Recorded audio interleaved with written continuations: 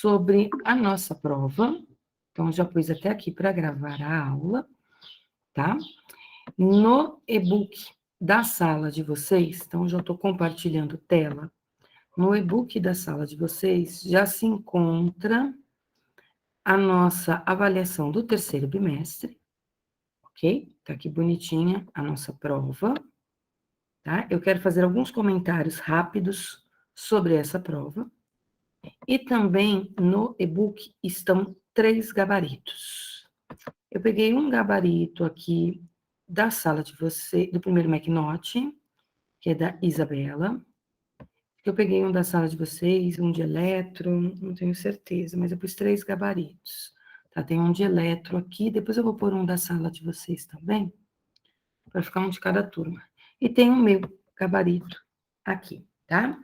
O meu gabarito, ele tem uma diferença do gabarito de vocês, eu já vou explicar qual é. Mas antes, eu quero falar um pouquinho dessa prova, tá? Em relação a essa prova, tinham alguns errinhos que apareceram na prova. Eu conversei com algumas pessoas durante a prova, ou pelo Meet, porque eles entraram no Meet para tirar dúvidas, ou por e-mail, porque algumas pessoas me escreveram no e-mail. Mas teve uma coisa que me chamou muito a atenção no exercício 6, e eu já vou comentar com vocês daqui a pouquinho o que foi, tá? Com relação, vou passar exercício por exercício, eu não vou fazer a resolução deles, eu vou passar apenas alguns comentários sobre eles.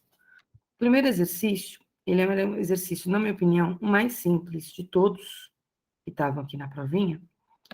Ele dava 2 funções horárias de 2 objetos, um objeto A e um objeto B.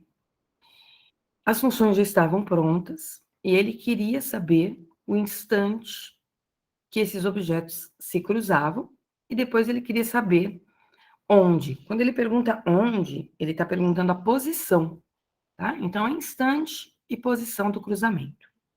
No item A, tinha que igualar as duas expressões. Então, tinha que igualar menos 10 com mais 20t, fazia igual a 15 mais 5t, mais 2t quadrado. Dessa igualdade, eu achava o t.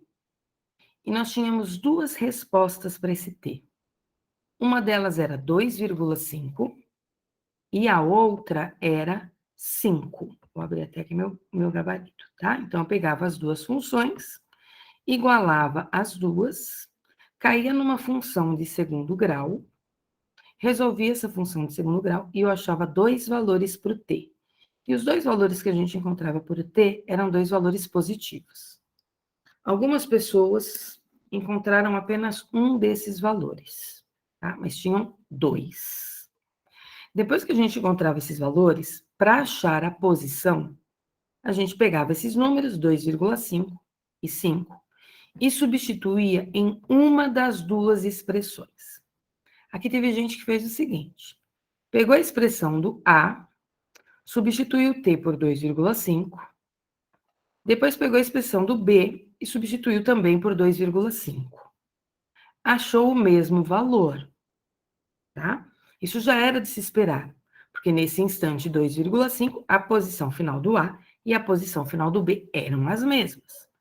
Mas tinha que fazer, não nas 2 funções, podia fazer em uma só. O que precisava fazer era com os 2 tempos, gente.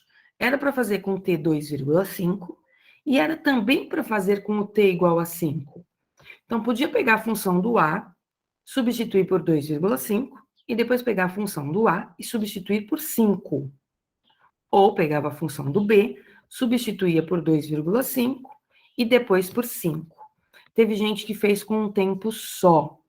Então, só achou uma posição, que foi ou 40 metros ou 90 metros, tá? Então, eu precisava substituir os 2 t's em uma delas. Teve gente que substituiu os 2 t's nas 2 funções, aí achou 40 2 vezes e achou 90 2 vezes.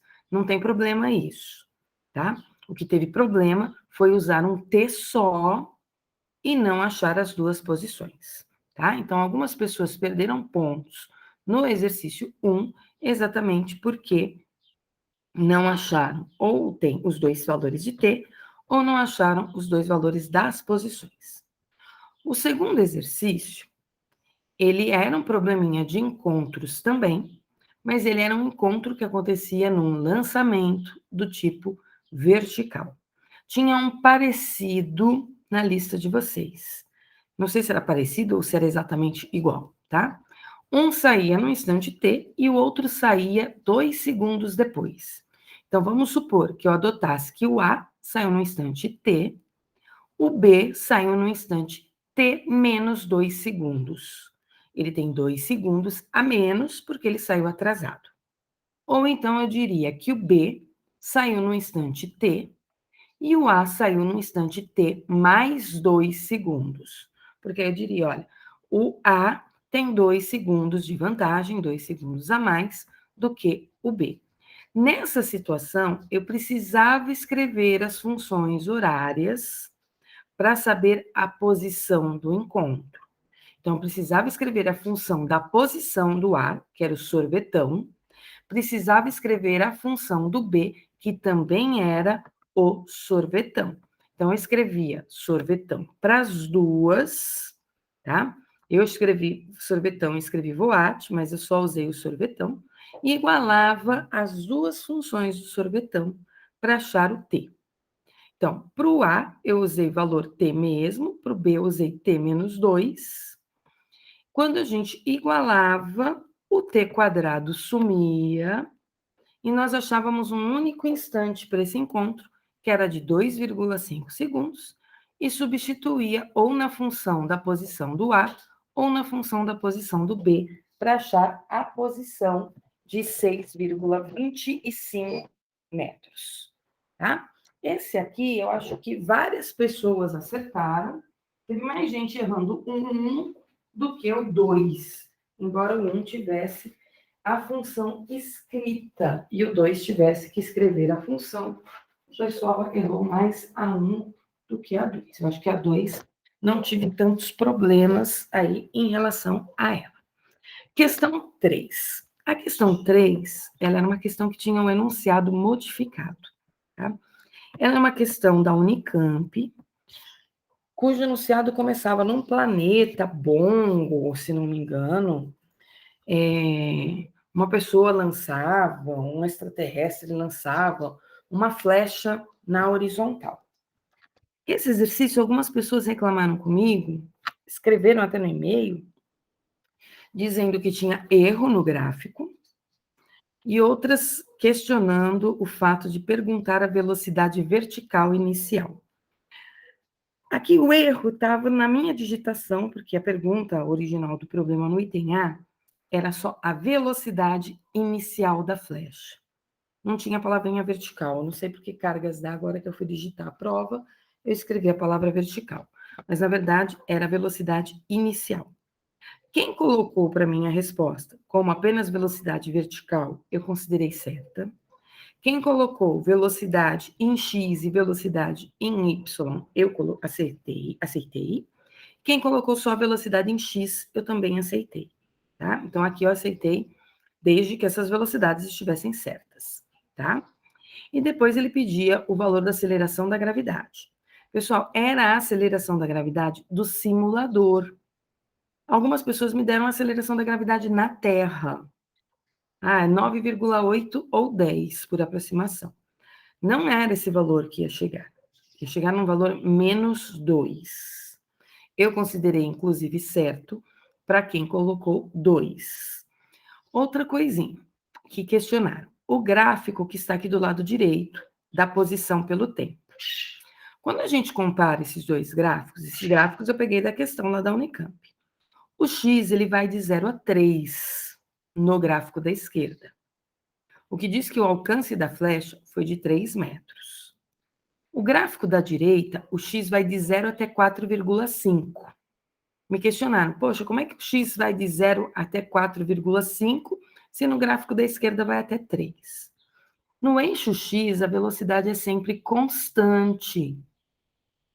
Então, não importa o tempo, eu vou ter sempre ele percorrendo as mesmas distâncias nos mesmos intervalos de tempo. O que eu quero dizer? No primeiro 1 segundo, ele percorreu 1,5 metros no eixo X. No próximo 1 segundo, de 1 a 2, ele foi do 1,5 até o 3, o que dá 1,5 metros. Nesse último instante aqui, que nem era para estar desenhado, concordo, mas passou-se mais um segundo e ele foi do 3 para o 4,5. Ele só está me mostrando que a cada 1 segundo ele percorre 1,5 metro. Portanto, a velocidade dele no eixo X é de 1,5 metros por segundo. Não importa se eu pegue 4,5 e divida por 3, se eu pegue 3 e divida por 2, ou se eu pegue 1,5 e divida por 1. A velocidade na horizontal vai ser sempre 1,5. Como é um lançamento horizontal, a velocidade inicial no eixo Y é 0. Então, ele sai com velocidade na vertical 0 e na horizontal 1,5 metros por segundo. Tá? E para achar a aceleração da gravidade? Para achar a aceleração da gravidade, o que a gente fazia? Como o alcance era 3 metros aqui no primeiro gráfico, a gente conseguia saber quanto tempo ele demorou para percorrer essa distância de 3 metros do alcance. Então, ó, 3 metros, está aqui no eixo X, ele demorou 2 segundos. 3 metros, 2 segundos. Então, eu precisava desse t igual a 2 para substituir no sorvetão. Só que sorvetão eu poderia escrever já como ΔSY. Meu ΔSY é 4 metros. V0y é 0. O t para percorrer 4 metros, 2 segundos. E aí eu achava a aceleração aqui no sorvetão. Vou abrir meu gabarito para vocês verem como é que ficou a minha resolução. Depois, se quiser ver a resolução de outras provas, pode pegar lá. Então, como era um lançamento no horizontal, não tinha velocidade em y, na velocidade em x, 1,5, né? Aí eu pegava o sorvetão, tinha um ΔSY que era 4 aqui, ó. Se quisesse escrever como ΔSY, ou posição final 0, posição inicial 4 metros de altura, velocidade inicial em y 0, para chegar no chão 2 segundos, então esse t aqui ficou faltando um 2 aqui, né? Mais 0 vezes t é 0. Aí eu ficava com a vezes 2 ao quadrado sobre 2. Tá? Aí esse a ia dar menos 2 metros por segundo ao quadrado, ok? O exercício 4. O exercício 4, ele era um lançamento oblíquo. Deixa eu pegar um enunciado aqui do lançamento do exercício 4. Então, estou comentando rapidamente aqui a provinha de vocês, tá? Aqui a coisa começava a ficar um pouquinho mais difícil. Vejam que no exercício 4, eu não pontuava o item A. Eu pontuava a partir do item B, tá? Então, o item A não tinha pontuação. Algumas pessoas usaram a resposta do item A para fazer o item B, que foi o que eu imaginei que o pessoal ia fazer, tá? O item C, ele tinha 3 perguntas. Velocidade de lançamento, seno e cosseno do ângulo. Quando a gente pensa em velocidade de lançamento, são 2 velocidades. A velocidade em x e a velocidade em y que ele tem. Mas ele não perguntou a velocidade em x e nem a velocidade em y. Ele quer a resultante das duas. Então, eu tinha que pegar o V0x, o V0y, os dois valores dessas duas velocidades, elevar ao quadrado e tirar a raiz quadrada. Eu tinha que usar o teorema de Pitágoras para fazer o comecinho do item C. Ele pedia seno e cosseno, ele não pedia o ângulo. E, por último, ele pedia o alcance. Então, o que nós tínhamos que fazer para resolver esse exercício? No enunciado, estava a velocidade no ponto mais alto, tá? Então, o que eu tinha de informação que eu sabia do ponto mais alto? No ponto mais alto, ele não tem velocidade em y, tá? Porque ele inverte o sentido do movimento para começar a cair, então ele não tem velocidade inicial em y. eu tinha a altura máxima de 7,2 metros. Como ele estava subindo, a aceleração é menos 10. Eu não tinha tempo, então a primeira coisa que eu fiz foi usar Torricelli para o eixo Y, em relação ao ponto mais alto, tá? Então, a velocidade no ponto mais alto, que era a velocidade final zero, velocidade inicial em y ao quadrado eu não tinha. Como ele estava subindo, a aceleração menos 10, deslocamento 7,2. Com isso, eu descobria a velocidade inicial dele em y. Se eu usasse VOAT, eu descobria o tempo que ele demorou para subir, 1,2 segundos. Se ele demora 1,2 segundos para subir, ele demora 1,2 segundos para descer. Então, o tempo total dele de subida e descida, 2,4 segundos. Ou então, aqui no item B, eu pegava sorvetão, posição final 0, posição inicial 0, V0Y 12, aceleração menos 10, e eu achava o T. Tinha duas opções aí para fazer o item B, tá? O item A eu comecei por Torricelli, exatamente porque eu sabia que eu ia precisar da velocidade inicial em Y. Agora aqui o item C, onde a maioria errou, tá? O A e o B o pessoal acertou, mas o C, aqui teve muito erro. Então, eu tinha velocidade inicial em Y, 12, tinha velocidade em X lá do ponto mais alto, que era 10, a velocidade em X não mudava, então eu pegava a velocidade em X ao quadrado, 10 ao quadrado, velocidade em Y ao quadrado, 12, que ia dar 144, somava as duas e tirava a raiz, o que ia dar aproximadamente 15,6. Depois eu queria o seno e o cosseno. Aí eu fazia Vx igual a V0 cosseno do ângulo, o Vx era constante 10, o V0 eu acabei de achar 15,6, o cosseno era o que eu queria saber. Então, ia ficar 10 dividido por 15,6. O cosseno ia dar 0,64. Eu não perguntei o ângulo, eu perguntei o cosseno. Depois, o V0Y era o 12, a velocidade inicial o 15,6, e eu queria o seno. O seno, então, era 12 dividido por 15,6. Algumas pessoas deixaram essa velocidade inicial em raiz quadrada, e aí o seno e o cosseno ficaram com a raiz quadrada, o que não tinha problema nenhum, tá? Aqui no meu gabarito ficou faltando o alcance, mas o alcance acho que todos acertaram. Porque se a gente tinha o tempo de subida e descida, o 2,4 segundos, a gente substituía no V igual a ΔS sobre ΔT, o V10, o ΔS era o que a gente queria saber, o ΔT 2,4 e chegava em 24 metros. Então, a maioria aí acertou o item D. O que vocês erraram mesmo foi o item C, em maioria, tá?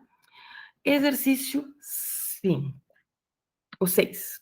5. O exercício 5, ele falava de um estudante que queria quebrar uma vidraça, tá? E ele tinha um esquema para quebrar a vidraça. Nesse esquema, eu tinha a distância horizontal que ele estava do prédio, 18 metros. Eu tinha a altura da qual ele ia lançar a pedra. Tinha também a velocidade inicial, que era os 30 metros por segundo. E eu queria saber se ele ia acertar ou não a vidraça. E aí tinha que justificar com os cálculos, tá? Teve gente que fez os cálculos e não disse se ele ia acertar ou errar a vidraça. Só fez cálculo, tá? Tinha uma pergunta, ele acertará a vidraça? Eu já vejo aí quem levantou a mãozinha, tá? Ou quem quer perguntar. Só um minutinho. Então, para resolver esse exercício, eu tinha que descobrir a altura que essa pedra atingiu. E essa altura, ela deveria estar entre 20 e 22 metros. Se a altura estivesse entre 20 e 22 metros, ele quebrou a vidraça. Se a altura não estivesse entre 20 e 22 metros, é porque ele não quebrou a vidraça, tá? Então, por onde nós começávamos? Decompondo a velocidade inicial, o 30. Então, eu achava o V0x e achava o V0y. Vou pegar aqui minha resolução, depois eu vejo aí quem quer conversar comigo, tá?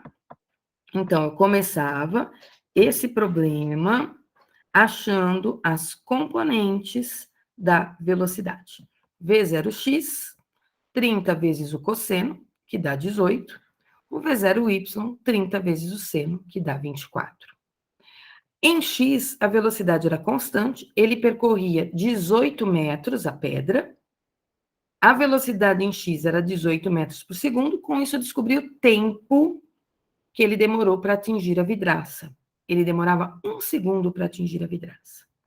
Aí eu pegava esse 1 segundo e substituía no delta, no sorvetão, tá? Se eu escrevesse o sorvetão como delta S y, eu ia substituir o V0y pelo 24, o T por 1, a aceleração da gravidade pelo menos 10, e de novo eu ia trocar o T por 1 e elevar ao quadrado e dividir por 2. Se eu substituísse aqui direto, eu ia achar 19 metros de altura, tá? Mas aí eu tinha que somar a posição inicial, que era os 2 metros. Ou então eu colocava o sorvetão completo, S igual a S0 mais V0T, trocava o S0 por 21, por 2, e eu já chegava direto no 21 metros. Como 21 está entre 20 e 22, isso significa que ele ia quebrar a vidraça, tá? Então, nesse exercício, ele quebrava a vidraça. Quem quer falar comigo? Vamos lá. Alguém que queira perguntar alguma coisa? Eu ouvi um barulhinho de mãozinha levantando. Não? Ok? Eu acho esse exercício muito bonitinho, esse do lançamento para quebrar a vidraça, tá? É um projetinho, ó, não era boa a intenção do garoto, né? É quebrar a vidraça, mas era exercício bonitinho. Agora vem a parte que mais me assustou, tá bom? Exercício 6. Esse exercício 6 tinha 2 erros nele, tá? Dois não, um erro nele. Um erro, na minha opinião, bem sério, que ninguém questionou, tá? Olhem no esquema do exercício 5. O 5 estava com a pontuação errada, tá bom? Ele não valia 2,5 pontos, ele valia 5 pontos. Então, quem me perguntou, já respondi na hora da prova. Quem me perguntou por e-mail, se eu não me engano, eu respondi também. Tá? A prova valia 30 pontos. Então, esse aqui, colocaram assim para mim, ele não tem item nenhum e ele vale menos? Não, ele valia 5 pontos também, tá? O que me assustou em relação ao exercício 6 foi que ninguém perguntou sobre essa altura do avião. Gente, essa altura do avião está errada. Na hora que eu digitei, não sei por que cargas d'água, ele comeu a letrinha K. A altura do avião era 13,5 quilômetros.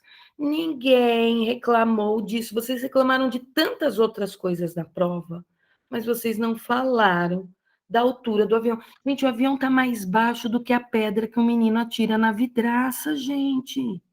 Ah, Olha, professora, mas é que se o exercício está falando, o exercício é lei, né? pera lá, olha aqui, gente. A altura da vidraça é de 20 a 22 metros. O avião está voando a 13,5. É, Gente, É tá porque fazendo um era um avião de rasante. papel, professora. É, Ah, ele tá fazendo um rasante, ele tá fazendo um eu te bombardeio. diria uma ele nem velocidade saiu do chão, gente. Assim, o que torna para mim assustador é o fato de terem questionado todos os outros exercícios. Todos. Olha, teve aluno perguntando desde o exercício 1, o 2, o 3, falando do gráfico do 3, que a posição X não coincidia com o tempo. No exercício 4, do projeto do menino, da pontuação da questão, mas ninguém questionou a altura desse avião, gente. Ninguém. Alguma coisa aí o bicho pegou, tá? Aqui vai ter uma diferença do meu gabarito para o gabarito que está dos alunos desta questão, ok? Era a questão mais difícil da prova. Então, assim, era uma questão que eu imaginei que a maioria fosse ter dificuldades, que fosse entrar no meeting para me fazer perguntas, e isso não aconteceu, tá? E teve várias pessoas que resolveram. Resolveram usando o 13,5. Escreveram a equação de um jeito que eu não escrevo, o que significa que alguém resolveu essa questão para vocês. Ah, tudo bem, sem problema nenhum, né? A gente sabe que vocês consultam na hora da prova, tá? Mas me assusta o fato de até quem resolveu para vocês não levantar a possibilidade da altura desse avião estar errada. Tá bom? Isso também me assusta. Então, aqui na resolução que eu peguei de uma prova de aluno, usou a altura máxima como 13,5, começa por sorvetão, começa por Torricelli, né? Para achar a velocidade inicial em y. Tá? Então, qual era a ideia desse exercício? Eu vou pegar a minha resolução, que a minha resolução eu uso as equações bonitinhas, eu não fico inventando nenhuma fórmula no meio do caminho, tá? Igual aconteceu na resolução de alguns de vocês. Então, primeira coisa que eu vou pensar que existe uma velocidade mínima para essa bala de canhão atingir o avião. E essa velocidade mínima é o que eu precisava descobrir, tá? Então, eu considerei que quando o canhão estava lançando, o projétil, ao chegar lá em cima, ele ia ter velocidade em x. Essa velocidade em x, no mínimo, tinha que ser a mesma velocidade do avião, porque se ela fosse menor do que os 300 metros por segundo, é claro que ele não ia alcançar o avião. Então, no mínimo, tinha que ser 300 para ele conseguir alcançar, emparelhar com o avião. E no mínimo, lá em cima, na altura máxima, que é a altura que está o avião, ele tinha que chegar com velocidade nula. Para isso, eu precisava descobrir o V0Y dele. Eu comecei por Torricelli, tá? Considerando que lá na altura do avião, no mínimo, a velocidade em Y tinha que ser 0, no mínimo. V0Y eu não sabia. Como estava subindo a aceleração menos 10, aí o meu ΔS era 13.500, porque eu calculei em quilômetros. O de vocês ficou 13,5. Então, aqui deu 270, enquanto o meu deu 270 mil. Aí, para achar a velocidade inicial, ela é 2 vetores, né? Um y e um x, eu uso o teorema de Pitágoras. No meu caso, 270 mil, porque aqui já estava ao quadrado, mais o 300 ao quadrado. E eu tirava a raiz, dava 600. Olha, dava um número inteiro, um número bonitinho. A de vocês já não deu um número inteiro, e muito menos bonitinho. Tá? Aí eu ia descobrir o ângulo. De que maneira? Por qualquer uma das componentes. Eu já tinha o V0Y, eu já tinha o V0X, que era 300. Se eu pegasse o V0X, V0X é V0 cosseno do ângulo, o V0X 300, o meu V0 deu 600, que era um número bonitinho, o de vocês deu um número muito esquisito, cosseno do ângulo. Eu fiquei com 300 sobre 600, que deu meio, eu achei um ângulo de 60 graus. Tanto que quando alguém conversou comigo no Meet, eu falei assim, olha, o ângulo dá um ângulo bonitinho, um ângulo da função trigonométrica, um ângulo conhecido de vocês. Quem usou a altura de 13,5 não chegou nesse ângulo bonitinho, chegou num cosseno maluco e chegou num ângulo de 3 graus. Ângulo de 3 graus. Aí a gente ficou se 3 graus? perguntando como é que o canhão ia fazer 3 graus de inclinação, sendo que ele já é mais alto que o chão. Como que o canhão ia fazer 3 graus em relação ao chão? Poxa, pessoal, era pensar um pouquinho, tem alguma coisa de errado, 3 graus em relação ao chão é muito pequeno. Por que está muito pequeno? Porque o avião está muito baixo. Então tem erro nessa questão, vamos perguntar para a professora onde está o erro da questão, para ela nos ajudar a resolver. Eu falaria para vocês, olha, está ali, nos 13.500, né? Já não chegou num ângulo, poxa, tem algum problema aí, 3 graus. Dava um ângulo bonitinho, de 60, tá? Deixa eu só encerrar o problema. E aí, eu substituía no VOAT, o meu V0Y era 0, velocidade inicial em Y, vocês usaram 270, era raiz de 270 mil. Aceleração menos 10, vocês acharam um tempo de 1,6, se eu não me engano, mas dava aí um tempo de 52 segundos. Eu não considerei errado para quem fez usando a altura de 13,5. Eu não considerei errado para quem achou o ângulo θ de 3 graus. E eu não considerei errado aí para quem achou o tempo de 1,6, tá? Mas eu fiquei meio que com a pulga atrás da orelha, porque ninguém levantou esse questionamento e levantou o questionamento em relação às outras questões, tá? Não, a culpa não é de vocês, porque o enunciado estava errado, não, Otávio. A culpa é minha do enunciado estar errado. Tanto é que eu não descontei a nota de vocês, por vocês terem feito isso, tá? Então, o enunciado estar errado, tudo bem. A questão é vocês serem críticos da questão 1 a 5 na prova, e não ser crítico na questão 6. Aí é que tá, onde está a culpa de vocês, até que ponto vocês foram críticos nessa prova, tá? E eu tô falando sério, eu tive reclamação de enunciado, eu tive reclamação de gráfico, da questão 1 até a questão 5.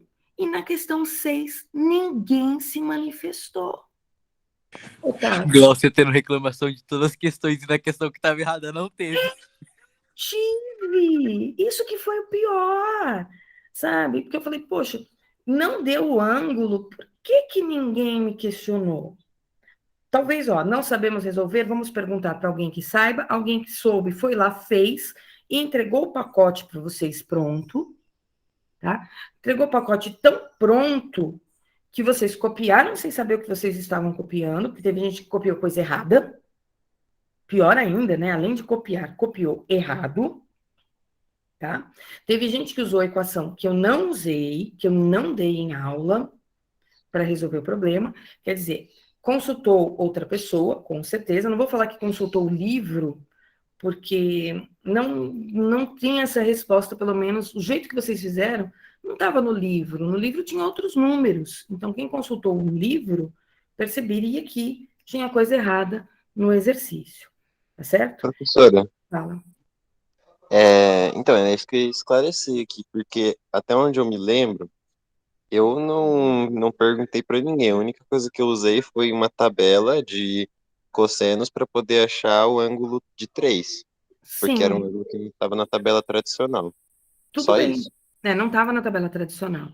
Que era uma coisa também de se estranhar, porque quando eu estava no meeting, eu ainda comentei, eu falei, olha, é um ângulo conhecido, não é um ângulo que é para procurar na tabela. Eu conversei, não lembro com quem aqui durante o meeting, né? Conversei, porque essa questão estava para vocês, para o Eletro e para o McNaught, né? E aí algumas pessoas ficaram, ainda falei, o ângulo é 60 graus para algumas pessoas. Eu ainda respondi, o ângulo vai dar 60 graus, que é um ângulo conhecido. E aí essas pessoas ficaram tentando chegar no ângulo de 60 graus e não conseguiram, né? E aí foram lá e copiaram e chegaram no ângulo de 3 graus. Então, não duvido que tenha gente que tenha resolvido, mas o que me entregou realmente foi o não questionamento da questão, tá? Assim, pode resolver, não tem problema nenhum, pode resolver com 13,5, achar esses números malucos, mas assim, o fato de me perguntarem da 1 a 5 e não me perguntarem da 6. Não olharem, o menino atirou com um estilingue em 21 metros de altura e o avião está voando a 13,5. O 5 é realista, o menino fez um projeto. E o 6 é um avião que está totalmente fora da realidade. Isso Mas realmente tinha algum questionamento que estava certo da 1 a 5? dá 5, o que o pessoal fez, o pessoal errou na 5, teve pessoas que falaram que tinha informações demais no problema, e realmente tem todos os dados, né? Você tem altura, você tem distância, você tem tudo, né? E aí teve algumas pessoas que disseram que ele não quebrava vidraça.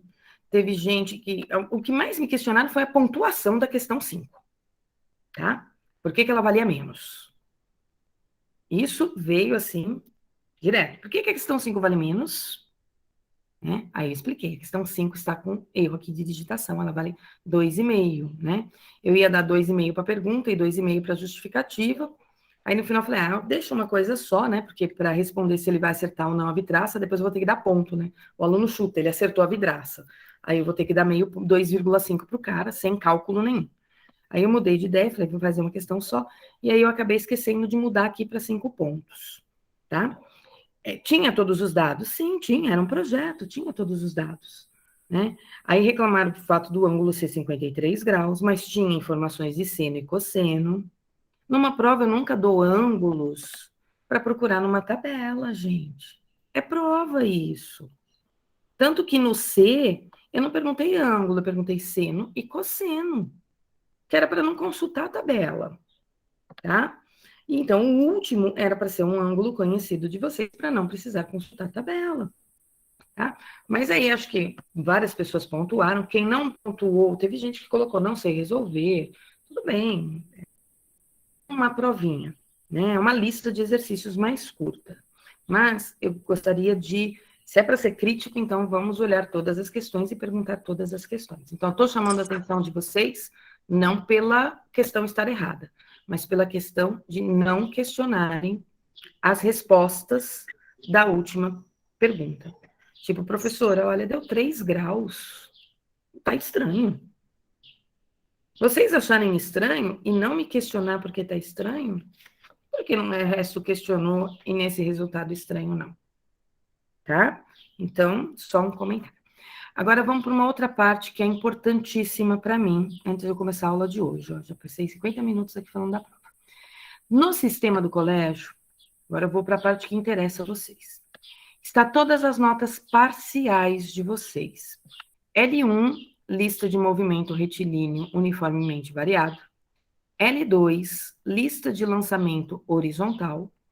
P1, essa nossa provinha de 6 questões. E a média final. A lista 1 valia 3 pontos. A lista 2 valia 4 pontos. E a prova P1 valia 3 pontos. Como é que a gente faz a média? Soma tudo. Tá bom? Nossa, somei tudo. Mas tem uma diferença aí da minha pontuação para a minha média final. Vou pegar aqui um exemplo. Elisa, estou pegando você como exemplo, tá? A Elisa tirou 3 na primeira lista, tirou 4, já deu 7, com mais 3, 10. Então, somei tudo, achei a nota da Elisa, tá? Ela tirou 10. Beleza. Agora eu vou olhar a nota da Esther. Depois Esther confere e vê se está certinho, se eu não errei nada. Na lista 1, a Esther tirou 3. Ela não me entregou a lista 2. E na provinha ela tirou 2,7. Se eu somar 3 mais 2,7, dá 5,7. E a média da Esther está 6,7. Por que a média da Esther está 6,7? Porque a Esther tem aquele um ponto a mais da dinâmica do verdade e mentira. Tá bom? Então, algumas pessoas estão com um ponto a mais e outras não. Quem não tinha direito a um ponto a mais, eu não somei. Tinha pessoas que tirou 9,7 e tinha direito a um ponto a mais. Eu não tenho como dar 10,7 na média, então arredondei para 10. Algumas pessoas tinham 9,8. Eu arredondei para 10, que é o máximo é 10, tá bom? Então, confiram, vejam se eu digitei todas as notinhas de vocês corretamente. Não é para conferir aqui agora. Entra no site, vocês têm as notas parciais de vocês. E aí, se tiver algum erro, me avisa. Manda um e-mail para mim dizendo, olha, Gláucia, a nota da lista de lançamentos está errada. Gláucia, a nota da lista de movimento está errada. A nota da prova você digitou errado.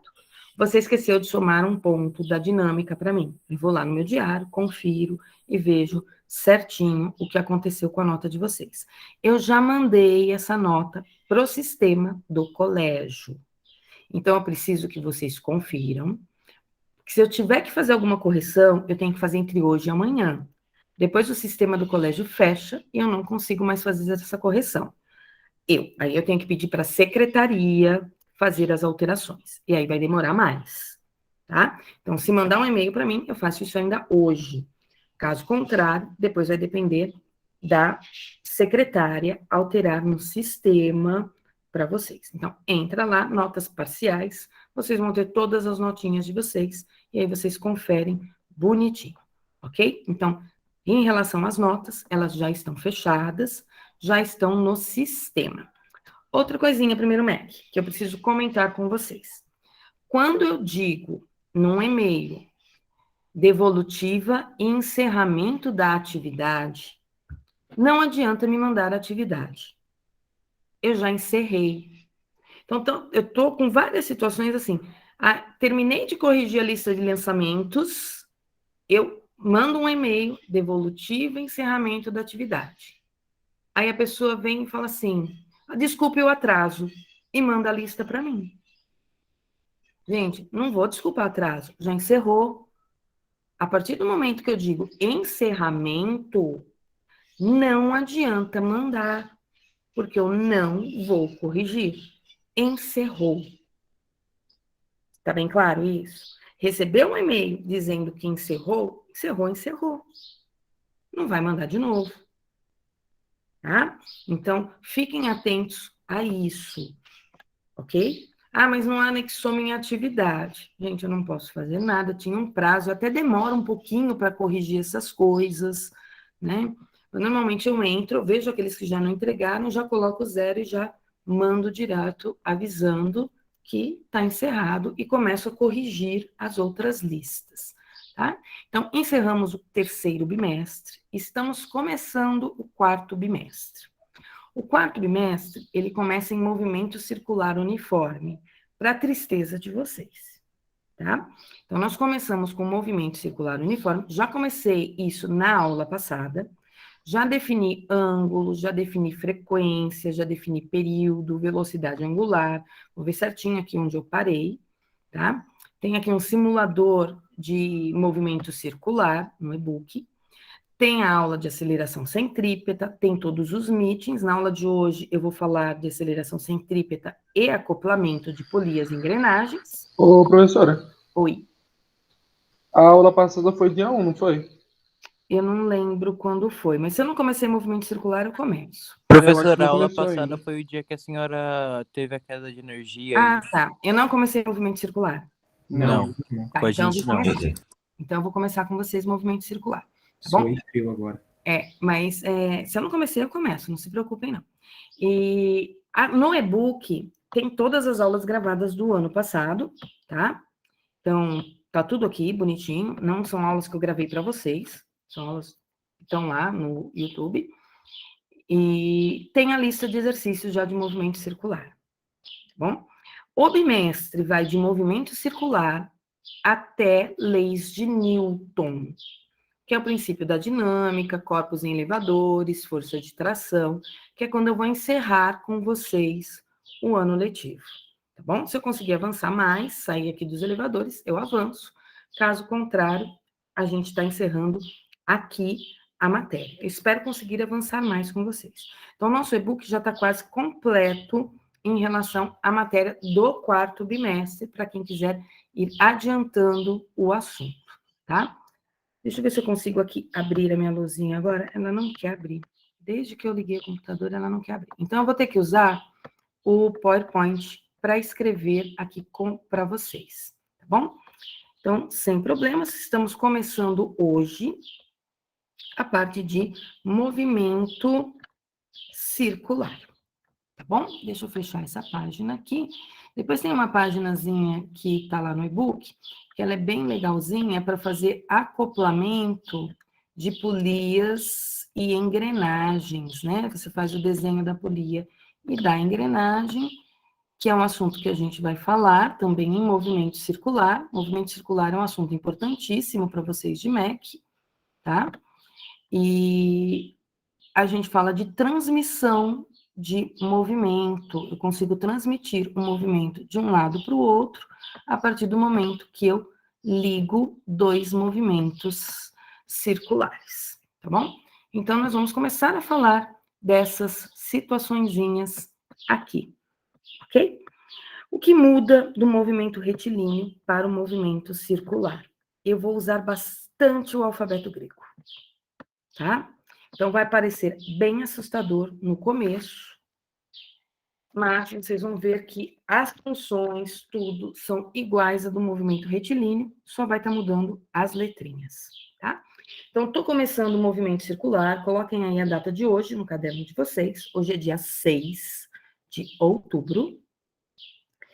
E nós vamos começar o movimento circular a partir de algumas definições, tá? Tinha movimento retilíneo, e no movimento retilíneo, nós vimos o uniforme e o variado. E nós tínhamos funções para o movimento uniforme e para o movimento variado. No uniforme não tinha aceleração, e no variado era aquele que tinha aceleração. Todas essas funções que nós escrevemos para o movimento retilíneo, nós vamos escrever também para o movimento circular. Eu vou começar com o movimento circular uniforme, depois eu vou para o movimento circular variado. No caso do movimento circular uniforme, ele vai ter uma velocidade constante, que é a tal da velocidade linear, esse mesmo ΔS sobre ΔT, o que, por consequência, vai dar uma velocidade angular também constante. No caso do movimento variado, é aquela situação onde eu ligo um ventilador, o ventilador ele começa a girar devagar, depois ele começa a girar bem rápido. Enquanto ele está nessa parte inicial dele, iniciando o movimento, ele está tendo uma aceleração, que a gente chama de aceleração tangencial. Depois ele passa a se movimentar com velocidade constante. Aí, quando eu desligo o ventilador, ele está girando rápido, ele começa a girar cada vez mais devagar, e aí, novamente, eu tenho um movimento variado. Só que aí vai ser um movimento circular, onde ele está desacelerando. Tá? Então, o ventilador, ele começa um movimento circular acelerado, fica um movimento circular constante, e depois ele passa a ter um movimento circular desacelerado. Então, nós vamos falar dessas situações. Mas para falar dessas situações, eu preciso definir algumas coisas com vocês. Eu primeiro preciso definir espaço angular, eu preciso definir velocidade angular e preciso definir aceleração angular. Então, em física, tudo que era linear, agora eu vou chamar de angular. Antes eu tinha um espaço linear, que era um ΔS, eu tinha uma velocidade linear, que era ΔS sobre ΔT, ou então voat, e eu tinha uma aceleração linear, que era ΔV sobre ΔT. Agora eu vou ter tudo isso com ângulos. Então, para eu poder falar de grandezas angulares, eu vou ter que definir o que é um ângulo, tá? Vocês já devem ter visto definição de ângulos em matemática. Porém, antes de falar nos ângulos, eu vou definir duas grandezas, uma chamada período e outra chamada frequência. Quem tem aula aí no técnico, talvez o Guilherme Wood já tenha definido isso com vocês, ou então quem tem aula com o Beson, talvez o Beson já tenha definido isso para vocês lá no técnico, tá? O que vem a ser essa grandeza frequência, fisicamente falando, tá? Se eu não pensar em física, essa grandeza frequência também faz parte do meu dia a dia. Eu, Glaucia, professora de física, eu faço chamada na aula. Por que eu faço chamada na aula? Eu faço chamada na aula para registrar a frequência de vocês. E como é que eu registro a frequência de vocês? Eu vejo a quantidade de aulas que eu dei durante um período, né, durante um certo intervalo de tempo, aí que pode ser uma semana, um mês, um bimestre, um semestre, um ano. Então, eu vou pegar um intervalo de tempo e vou contabilizar quantas vezes vocês responderam a chamada para mim nesse intervalo de tempo. Então, para mim, a frequência de vocês, ela é medida de que maneira? No número de vezes que você respondeu a chamada durante um certo intervalo de tempo. No nosso caso, esse intervalo de tempo é o tal do bimestre, a cada 2 meses. E aí eu digo para o colégio, olha, 75% de presença, 80% de presença, eu dou a resposta em porcentagem, tá? Um médico, ele mede a frequência cardíaca de um paciente. Como é que um médico mede a frequência cardíaca de um paciente? Ele liga um relógio, ou ele olha no relógio durante 1 minuto, por exemplo, quantos batimentos cardíacos tem o coração. E aí ele diz qual é a frequência do coração dessa pessoa. Eu poderia perguntar para vocês qual é a frequência na qual vocês vão ao cinema durante um ano. Então, um ano. Quantas vezes vocês vão no cinema em um ano? A gente vai falar assim, olha, eu vou no cinema 3 vezes ao ano.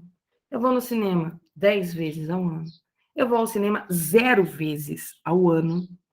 Tá? Então, é um número de vezes que você vai no cinema durante um ano.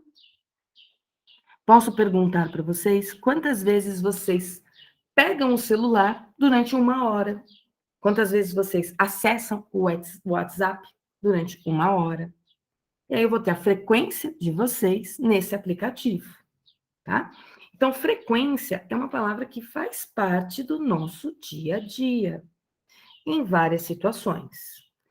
E a frequência, sempre eu estou contando o número de vezes que um evento está acontecendo dentro de um intervalo de tempo, tá? Então, frequência relaciona um evento e o tempo no qual esse evento está acontecendo. No nosso caso agora, o movimento é um movimento circular. Então, eu posso olhar aqui nesse lado direito, eu tenho um disco, que está aqui, ó, fatiado em vermelho e rosa, tem uma linha aqui no meio do caminho, tá? Essa linha, ela pode servir para mim como um ponto de referência, para eu contar, por exemplo, aqui do lado esquerdo, quantas vezes essa bolinha vai passar nessa linha que eu desenhei. Então, em 1 minuto, eu começo a contar.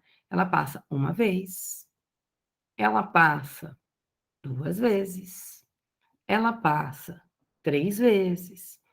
E se dentro desse intervalo de tempo eu vejo que ela está passando sempre o mesmo número de vezes, a frequência é constante, tá? Então, a frequência dela não está mudando. Pode acontecer de, nesse intervalo de tempo, ela começar a girar mais rápido ou mais devagar. Se isso acontecer para nós não vamos poder usar o conceito de frequência.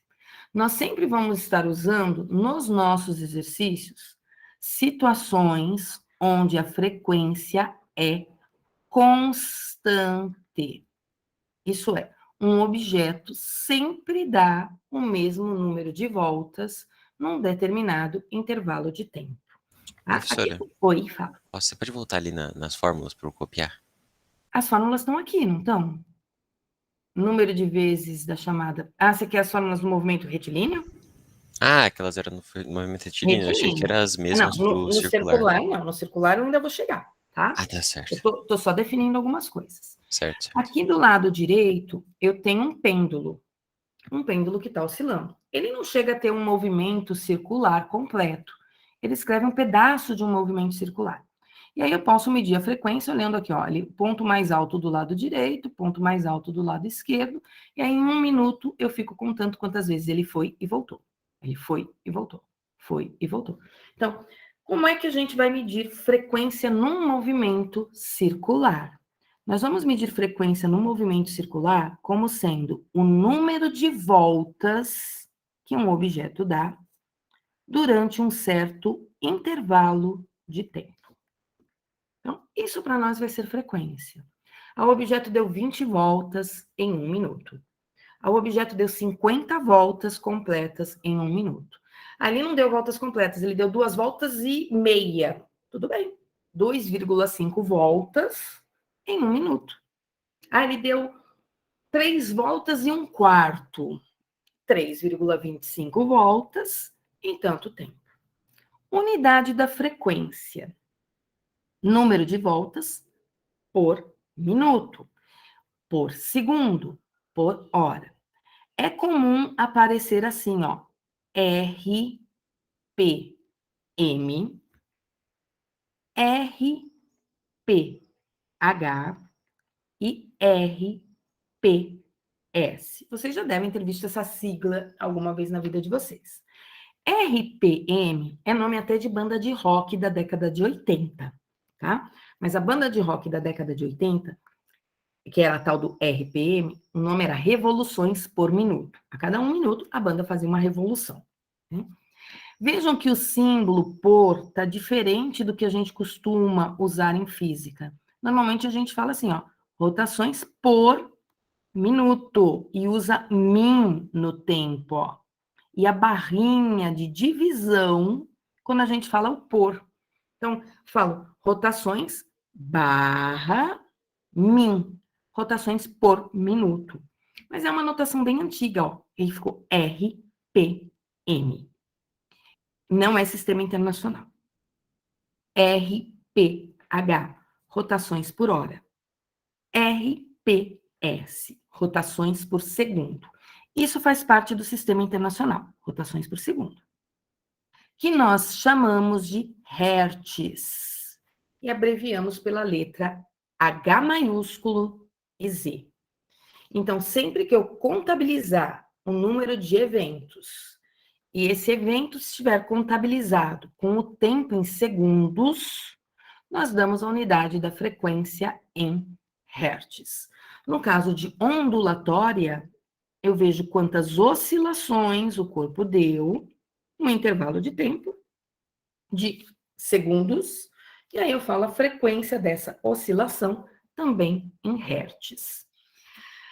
Quando o meu objeto dá uma única volta, aqui vem uma situação particular, uma notação diferente. Quando o objeto dá apenas uma volta completa, nós não chamamos esse intervalo de tempo de ΔT para uma volta completa. Para uma volta completa, nós chamamos o intervalo de tempo de período e representamos com a letra T maiúscula. Aí a minha expressão da frequência vai ficar assim, ó. Frequência, número de voltas. Quantas voltas? Uma volta só. Então, aqui em cima eu vou pôr um 1. Uma volta completa. E ao invés de escrever ΔT embaixo, como é uma volta só, eu escrevo a letra T maiúscula. E essa letra T é chamada de período. Então, período nada mais é do que o tempo que um objeto leva para dar uma volta completa, ou uma oscilação completa. Tem que ser completa, gente. Ah, o meu objeto deu meia volta. Eu vou ter o período? Não. Você vai ter um intervalo de tempo, de meia volta. Ah, multiplica por 2, você vai ter o período, que aí é o intervalo de tempo de uma volta completa. Então, tenho aqui algumas definições importantes para vocês terem anotadas aí no caderno de vocês. Que informações são essas? Como é que eu calculo frequência, tá? Então, número de voltas por intervalo de tempo, unidade da frequência no sistema internacional. Quando eu tenho uma volta só, eu chamo esse tempo de período. Então, deixem tudo anotadinho aí no caderno de vocês. Eu vou só ir aqui para o link do Meet e vamos lá. Deixa eu abrir aqui o PowerPoint de novo. Copiei esse slidezinho aí. Tudo bem, Lucas? Você se machucou? Na sua queda, você se machucou, Lucas? Só perdeu uma partezinha aí do assunto, a definição de frequência, tá? Esther, quando você tiver dúvida em relação se a lista foi ou não foi, manda ela também no meu e-mail particular, tá? Quando você tem dúvida assim, não sei se foi, se não foi, anexa no Class, vai lá no meu e-mail, glopes@unicamp.br e manda lá também, tá bom? Estou começando a chamada. Adriane, se estiver presente, põe um S para mim no chat. Andrei. Esse sou eu. Aí. Arthur Ribeiro. Salve, salve, Arthur. Davi. Presente, professora. Elisa. Emanuel, o Conceição. Bom dia, eu não sei Bom se deu Professora, Não deu. Ai, Elisa, agora estou te microfone. ouvindo. Agora eu ouvi o Emanuel. O Emanuel Conceição. Ouviu a Elisa e ouviu o Emanuel Conceição. E o Emanuel José. Bom dia, professora. Tudo bom? Bom dia. Emanuel, esclarece para mim, alguém já falou do técnico do conceito de frequência com vocês? Pelo que eu lembro, não, ainda não. Tá bom. Daqui a pouquinho eu continuo a chamada, tá? Então, anotaram aí esse slide no caderno, tiraram um print bonitinho do que eu falei aqui até agora. Vou definir ângulo, tá? Ângulo eu vou definir igual o professor de matemática define, ok? Então, um ângulo, ele é a medida de um arco de uma circunferência dividido pelo raio desta circunferência. Então, tem uma figura aqui do lado direito, presta bastante atenção aqui no que eu vou falar, depois copia, tá? Vamos supor que dessa minha figura, eu peguei um ponto aqui do lado esquerdo, do lado direito para mim, né? Que eu vou chamar de ponto X. Peguei um outro ponto aqui do lado esquerdo, que eu vou chamar de ponto Y. Então, na minha circunferência, eu tenho um arco que vai de X até Y. Como é que eu faço para medir o tamanho de um arco?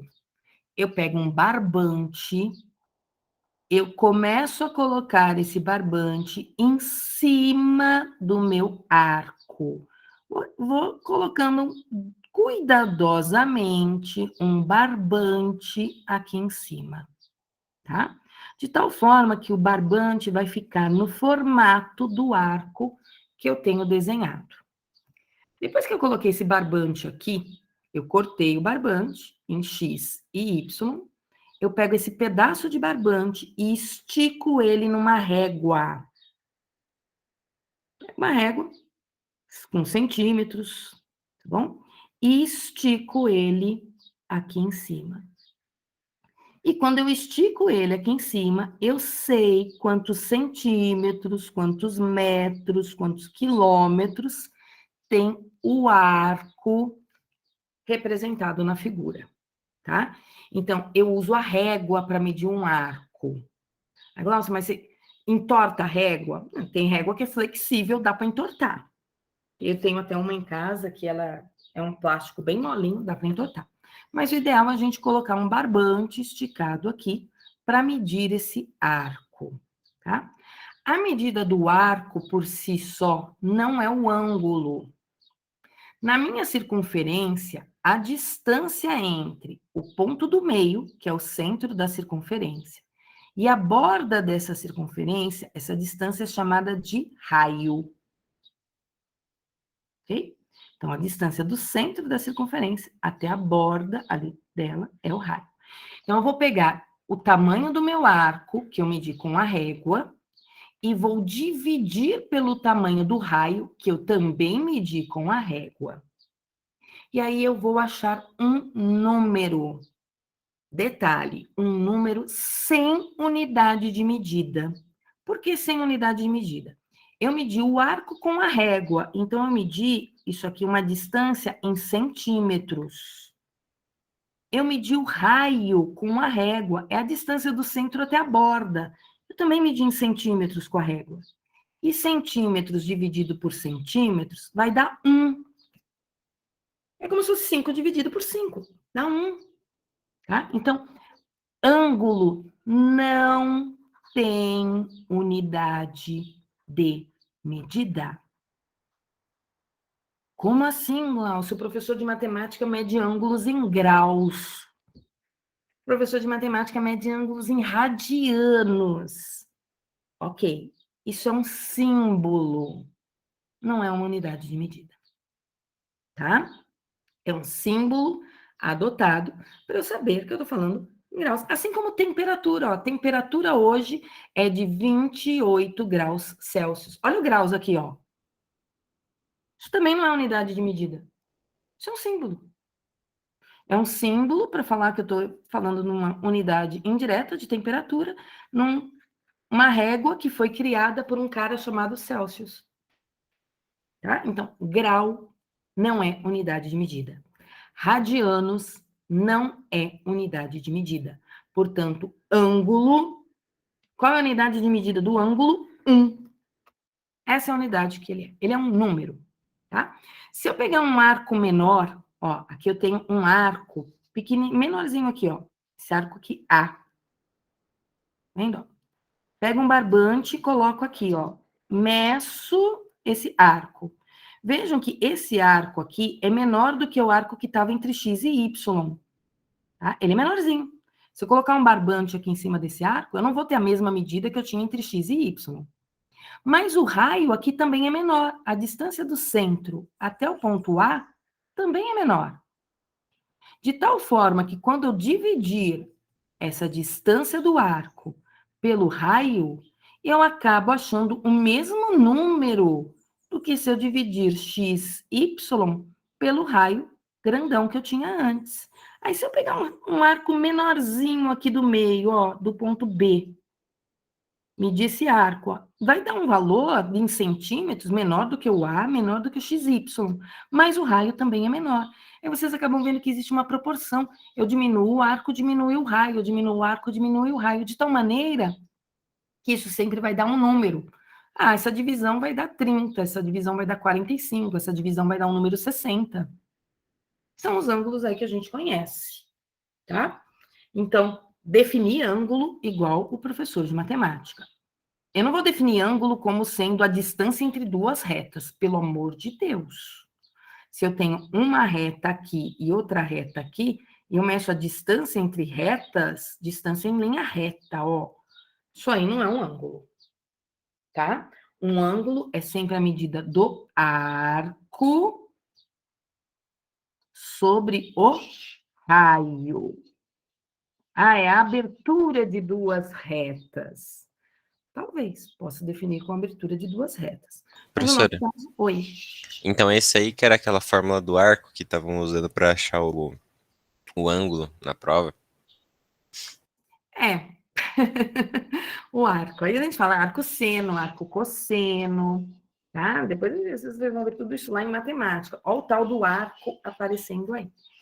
Quando um objeto dá uma volta completa, vocês sabem quanto mede esse arco? Uma volta completa. 360 360 o quê? graus. Grau. Enfim. Né? Então, para uma volta completa, o professor de matemática disse que, em uma volta completa, esse ângulo equivale a 360 graus. Tá? Agora, para nós físicos, vamos dizer assim, o ângulo é a medida do arco dividida pelo raio, não é? Mas quanto mede esse arco? Vai lá com um barbante, mede com um barbante e estica. Eu vou ter tantos centímetros. E vou dividir pelo raio. Tá? Em matemática, se eu olhar essa distância toda aqui, ó, que eu medi de uma volta completa, em matemática, isso aqui é o perímetro de uma circunferência, não é? Sim ou não? Como é que a gente calcula perímetro de circunferência? Vocês lembram isso em matemática? 2πr? Isso!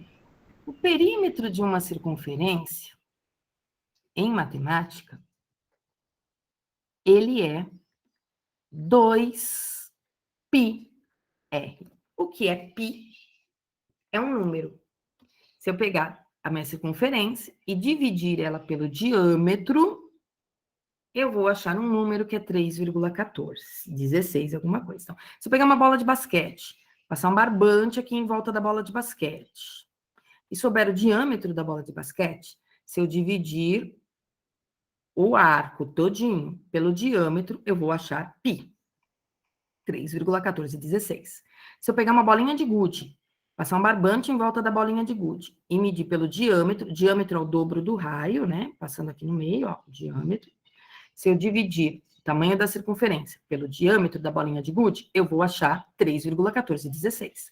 Se eu passar um barbante em volta da Terra e dividir pelo diâmetro da Terra, eu vou achar 3,1416. Só um minutinho que eu esqueci o meu celular com som. Espera. Então, sempre que eu faço essa medida do arco todo, divido pelo diâmetro, eu acho esse π. Aí eu tô falando, ó, professor de matemática, um dia lá no Fundamental, disse para vocês que a gente mede perímetro de figuras. Se é um quadrado, o perímetro de um quadrado é a soma de todos os lados do meu quadrado. É facinho achar o perímetro de um quadrado. O perímetro de uma circunferência, ele é 2πr. Então, se eu der uma volta completa, o meu arco mede 2πr. Eu divido pelo raio, para ter o ângulo. Quando eu faço isso, peguei o perímetro da circunferência, que é o meu arco, tá? Isso aqui é o meu arco. E dividi pelo raio, eu achei o ângulo. E aí eu digo que esse ângulo, ele vale 2π. Então, uma volta completa tem 360 graus. 360 divisões. Essas 360 divisões é o mesmo que 2π. 2π o quê? 2π radianos. Radiano é unidade de medida? Não. Quanto vale um radiano? O radiano aqui, ó, ele é 1. Ele é centímetros dividido por centímetros, ele é metros dividido por metros. Assim como esse grau vale 1. Cada 1 grau, se eu não me engano, corresponde a 1 milímetro ali na régua de vocês. Pegar uma régua, comparar com um transferidor, se eu não me engano, cada 1 grau é 1 milímetro. Tá? Professor, Vou dar uma conferida. Oi. então, se fosse usar da forma correta, ficaria que seria, por exemplo, o radiano seria 30 centímetros por centímetro. É. 30 centímetros por centímetro, 40 metros por metro, 50 metros por metro, e assim por diante. Tá? Vejam que eu consigo transformar em linear, né? Quem anda de bicicleta aqui? Acho que várias pessoas sabem andar de bicicleta. E aí, quando você vai comprar uma bicicleta, você compra a bicicleta de acordo com o aro. O que é o aro? O tamanho da roda. Quanto maior for a roda, mais distante você anda. Por quê? Se você imaginar que isto aqui, ó, eu pego um barbante, eu coloco aqui, e eu estico isso, para cada volta que a bicicleta dá, a roda da bicicleta dá, eu sei qual foi a distância que essa bicicleta andou. Então, cada volta completa da roda da bicicleta me dá a distância que eu ando em linha reta. Tá bom? Aí eu já não estou falando em ângulos, eu estou falando em distância percorrida. Então, eu já tenho duas definições com vocês. Uma de ângulo, tá? E uma de frequência. Lembrando, ângulo não tem unidade de medida. O que é importante eu saber? É importante eu saber que 360 graus é igual a 2π radianos, ou isso é o mesmo que falar que 180 graus é π radianos. 360 é uma volta completa. Uma volta completa tem 2π. 180 graus é metade de uma volta. Metade de uma volta, portanto, é π. Nós vamos trabalhar sempre na unidade radianos. tá? Embora radianos não seja unidade de medida, sempre que a gente falar no sistema internacional, a gente vai falar em radianos. Professor, Ok? então 1 grau vai ser π sobre 180 radianos? 1 grau é π sobre 180 radianos. Lembrando, π é um número, tá? Que número? 3,1416. Nós só vamos substituir π por um número se vier no enunciado dos exercícios. Radiano não está em desuso, não, Otávio. Muito pelo contrário, tá? O que a gente não usa muito para ângulos é minutos, segundos, porque você tem em alguns lugares ângulos que é medido em minutos e segundos também, tá? Que seria o tempo aí para descrever uma circunferência, tá bom? Mas aí depende também da velocidade. Esther, eu sei que está presente, que a Esther falou comigo, já não falou, Estherzinha? Tá aí, a Esther. Fabrício tá por aí, dá um oi para mim no chat, Fabrício. Salve, salve. Felipe Daniel, cadê o Fê? Salve, Fê. Francine, cadê a Fran? Ok. Giovana, cadê a Gi? Gi, dá um oi para mim se estiver na aula. Cadê Gil? Gília? Bom dia, Gil. Cadê o Ícaro? Dá um oizinho para mim, Ícaro. Ô, professora, eu tô aqui. Ótimo. Parei a chamada no Ícaro. Então, já sabemos o que é ângulo e já sabemos o que é frequência. Vou aqui para o meu próximo slide. Vamos lá. Vou falar agora de diferença no que é linear para o que é angular, tá? Então, nós tínhamos um carrinho que andava em linha reta. Nós chamávamos a posição inicial desse carrinho como sendo S0. Por que tinha mesmo esse zero? Porque esse instante inicial, ele era um T bem específico, que era a situação do meu cronômetro parado. Então, eu tinha uma posição inicial S0, no instante inicial T igual a 0. Meu carrinho percorria uma distância em linha reta e ele ia parar numa outra posição S, que era a minha posição final. E ele chegava nessa posição S num instante T qualquer. Todas essas posições, elas eram chamadas, indiretamente, de posição linear. Por que linear? Porque eram posições que estavam desenhadas numa linha reta. Então, meu objeto saía de uma posição linear, ia para uma outra posição linear, ele tinha, portanto, uma variação da posição, que nós chamávamos de variação de espaço. E usávamos o símbolo ΔS.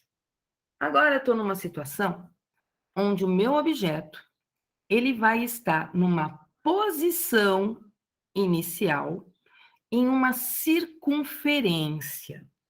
Essa posição inicial na circunferência, nós chamamos de posição angular inicial. Tá? Eu vou usar a letra do alfabeto grego, que parece um Q.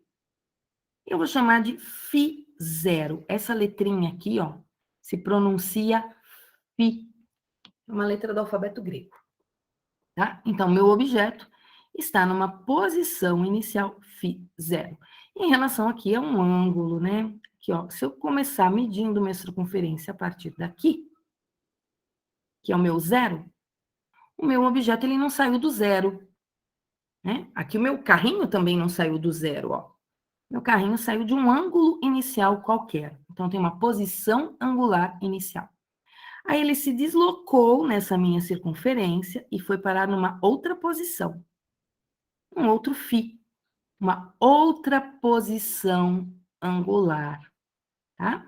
Então, em relação ao meu zero, eu tinha uma posição angular inicial, que era para o meu t igual a 0. Aí esse meu objeto se deslocou sobre a circunferência, porque agora o meu objeto se desloca em cima de uma circunferência, e ele veio parar numa outra posição. E ele chegou nessa outra posição num instante qualquer t. Então, se esse meu ângulo inicial era um ângulo de 45 graus, e o meu ângulo final é um ângulo de 60 graus, eu vou dizer que ele teve uma variação na posição angular. Uma variação de quantos graus na posição angular? De 45 para 60, ele variou 15 graus na posição angular dele. Antes eu diria assim, ó, ele está na posição 45 metros, ele foi para a posição 60 metros. De 45 metros para 60 metros, quanto que ele se deslocou? Ele se deslocou 15 metros. Era um deslocamento linear. Agora, o meu objeto está nos 45 graus, foi para 60 graus. Quanto que ele se deslocou angularmente? Angularmente, ele se deslocou 15 graus. É a medida desse arquinho aqui, ó, dividida pelo raio dessa circunferência. Vai me dar lá um número 15, tá? Então, tudo que era linear, agora eu vou transformar em angular, tá? O meu deslocamento era delta S. Agora, o meu deslocamento vai ser delta φ. Ângulo, o que é ângulo? Ângulo é a medida do arco sobre o raio. Isso é ângulo. O raio é a distância que meu objeto anda. Okay? Então, meu objeto se deslocou, isso aqui, que eu consigo transformar em linear. Eu estico lá na régua. Então, eu posso chamar de S quando eu estico na régua. Quando um objeto varia o ângulo, ele variou o arco. Portanto, variar ângulo é variar tamanho de arco. Nós não estamos variando o raio. Se eu variasse o raio, o movimento ia ser assim, ó. Ou para dentro, ou para fora. Não é isso que está acontecendo. E deem graças a Deus que não é isso aqui que está acontecendo. Porque nessa situação, além de variar o arco, está variando o raio. Aí ferrou tudo de vez, tá? Eu estou variando apenas a distância aqui em volta da minha circunferência, mantendo o raio sempre igual. Ok? Então, anotem essas informações aí no caderninho de vocês. O que era linear, agora é angular, tá? Tudo bem, depois a Giovana assiste a aula gravada, tá? Isabela está presente. Nicolas, eu vou colocar vetor nisso daí, Nicolas. Eu vou voltar para vetor, Nicolas, tá bom? Cadê Isa? Isa tá aí, acabei de ver. Jamile, cadê Jamile? Salve, salve, Jamile. Joana. Salve, Joana. João Marcos. João Vitor, o Santos. O João Vitor Morazi. Ok. Cadê o Jonatas? Bom dia, professora. Bom dia, Jonatas. Sua vida estava boa até agora, né? A professora começou a dificultar tudo. Cadê o Tava Josias? boa demais pra ser verdade. Tava, né? Cadê o Josias? Josias dá um oi para mim. Cauê. Cadê Cauê? Lemuel. Cadê o Lemuel? Léo. Cadê Léo? Serve, Léo. O Leonardo tá aí. E o Lemuel? Cadê o Lemuel, gente? O Lemuel não veio hoje? Cadê a Lívia? Fala comigo, Lívia.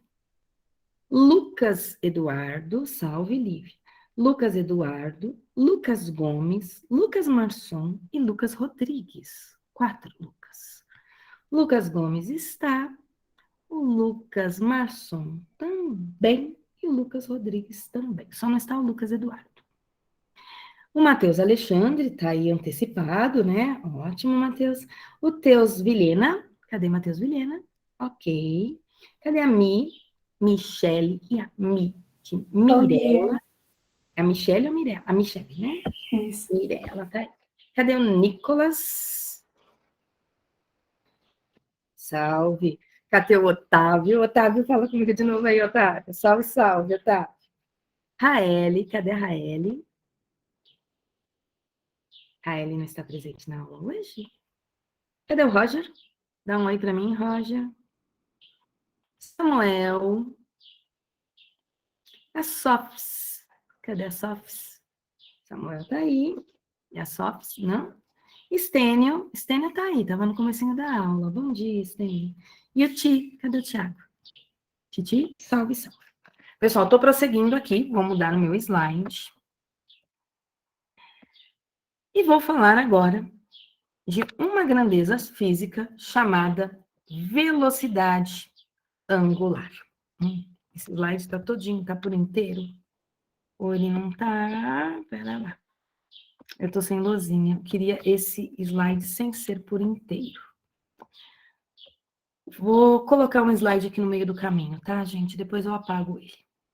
Então, eu vou definir agora uma velocidade para vocês, que eu vou chamar de velocidade angular. Estou sem a luzinha, então eu vou escrever aqui no meu PowerPoint, tá?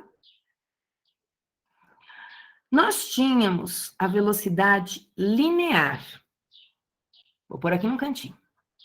O que era para nós a velocidade linear? Um objeto que andava em linha reta.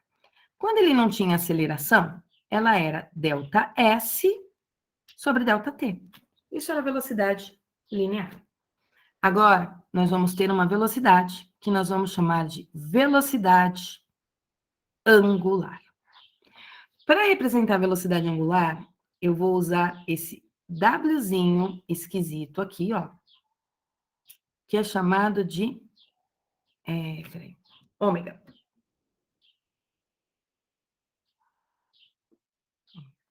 Velocidade angular.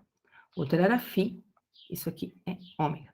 Eu vou sempre estar falando velocidade angular, velocidade angular, velocidade angular, e vou escrever W, tá? Como é que nós vamos medir a velocidade angular? Parecido com velocidade linear. O meu objeto se desloca em uma circunferência, então ele está variando a posição angular, e para variar essa posição angular, ele demora um certo intervalo de tempo.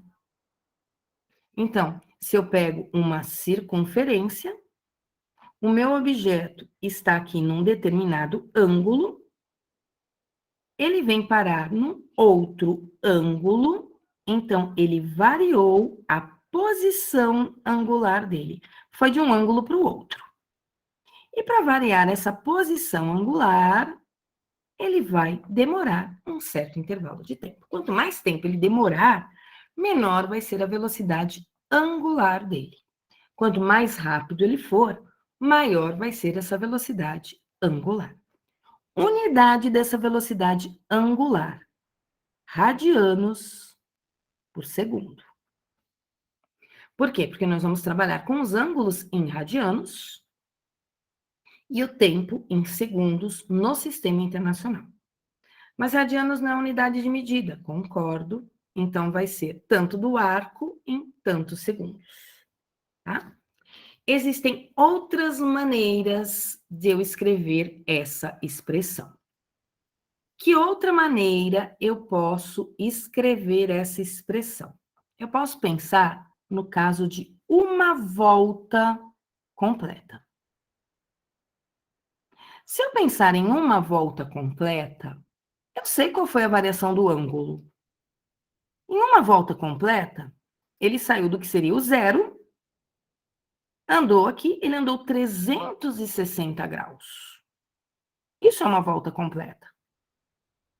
E 360 graus é o mesmo que 2π radianos.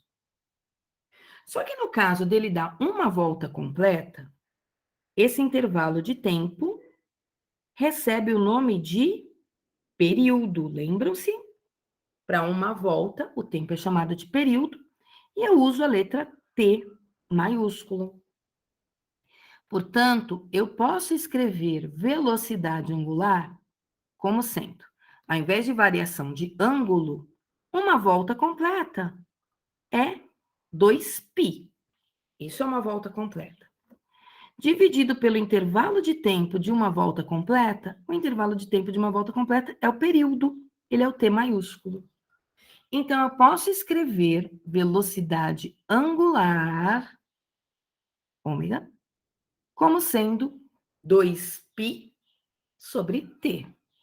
Nossa, quando é que eu uso uma coisa, quando é que eu uso outra? Se ele me der, saiu do ângulo 40, foi para o ângulo 60. Se ele me der, saiu do ângulo 30, foi para o ângulo 80, eu sei posições angulares. Eu vou usar essa primeira expressão. Agora, quando o objeto me diz que para dar uma volta completa, ele demora 40 segundos, ele não me disse o ângulo de onde saiu, ele não me disse o ângulo onde chegou. Ele me disse uma volta completa. Uma volta completa, o ângulo é 2π e o tempo é chamado de t. Então, sempre que ele não der ângulo, eu posso usar essa segunda expressão. Vou usar aqui um artifício matemático e ainda vou dizer para vocês o seguinte. Se eu pegar esse pedacinho que eu escrevi agora, ó, ômega igual a 2π sobre t, e multiplicar isso aqui por 1, não modifica nada, concordam? 2π vezes 1 dividido por t vai dar 2π sobre t. Porém, quando eu escrevo desse jeito, aparece o 1 aqui em cima, né? E o t aqui embaixo. E 1 sobre t é frequência. Volta lá no meu primeiro slide. Frequência não é o número de voltas sobre ΔT? Frequência é número de voltas sobre ΔT. No caso dele dar uma volta só, a frequência é escrita como 1 sobre t. Então, quando eu escrevi 1 sobre t, eu escrevi frequência. Então, uma outra maneira de eu calcular velocidade angular é se eu fizer 2π, ó, o 2π continuou lá, vezes f de frequência. Quando é que eu uso essa terceira expressão, Glaucia? Se ele me der no enunciado a frequência no movimento circular. Então, vejam, tem 3 maneiras de eu calcular velocidade angular. Variação de ângulo dividida por tempo, 2π sobre período, ou 2π vezes frequência. Unidade da velocidade angular, radianos por segundo. Tá? Aí tem os slidezinhos aqui, ó, falando dessas Professora, expressões. Oi. pode voltar na parte que você tinha. Voltar no que eu rabisquei. É. Vou voltar no que eu rabisquei. Tá aí o que eu rabisquei. Depois tem bonitinho nos slides de baixo, sem os rabiscos, tá? Mas são essas 3 expressões. É para ter anotadinho aí no caderno essas 3 expressões. 2π sobre t maiúsculo, período, ou 2π vezes f, e esse f é frequência. Tá? Ok. Então, são essas as maneiras que eu tenho de escrever, ó, tá aqui nesse slidezinho. Se eu for calcular velocidade angular, eu tenho 3 expressões. Para saber qual delas eu vou usar, vai depender muito do enunciado do exercício, certo? Cada exercício vai vir com um enunciado diferente, então, para cada um deles, eu vou fazer uma relação diferente. Existe uma relação entre velocidade angular e velocidade linear. E é aqui que eu vou encerrar a aula, fazendo essa relação, tá? Tudo que é linear, eu consigo transformar em angular. E tudo que é angular, eu consigo transformar em linear, tá? Na verdade, é a mesma coisa. Então, no caso do movimento que acontece de maneira linear, eu faço deslocamento, ΔS, dividido por ΔT.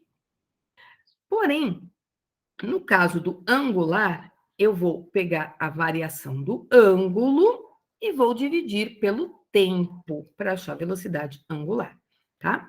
Então, aqui eu tenho um objeto que está girando, ele está descrevendo ângulos em diferentes intervalos de tempo. Então, eu posso pensar na seguinte maneira, para deduzir.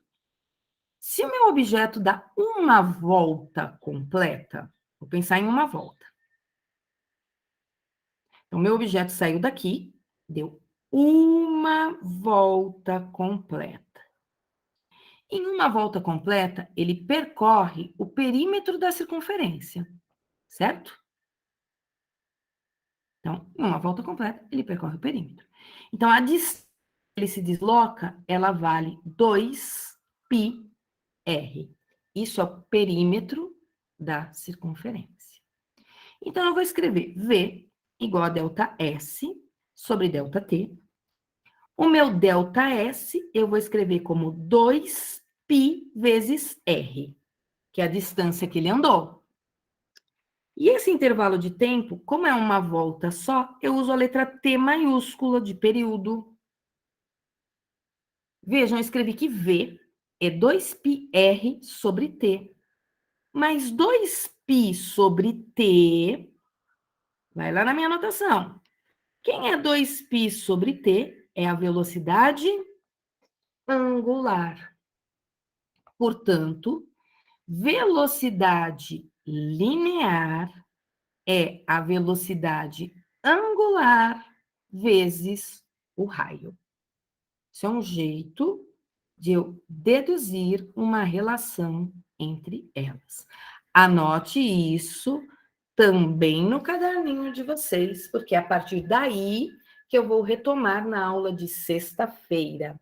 Tá? Se tudo der certo, sexta-feira na primeira aula, eu estou retomando a partir daí com vocês. A minha aula encerrou aqui. Pessoal, Professora, fala. uma dúvida sobre a lista. Tem duas listas lá. Qual das duas é para fazer? As duas? Tá, mas é que nenhuma tá na legenda, que é do 100 ao 107. É só para ir do 100 ao 107, na segunda que tem lá? Ai, eu não lembro a numeração que está lá na lista, mas é para fazer as duas, tá bom? Tá bom. Eu ainda vou mandar ela no Class para vocês solicitando. Você já pode ir adiantando se você quiser, mas eu vou mandar. Não, é a numeração do livro, Samuel. Não é que tem 107 exercícios, não. Você viu que ele falou, começa no 100, termina no 107. Tem 7 exercícios, Samuel. Não se preocupa, não. Eu não mudei a numeração. Porque quando eu mudo a numeração, eu acabo colocando, às vezes, exercício sem número. Aí, quando vai ver, a lista tem 40.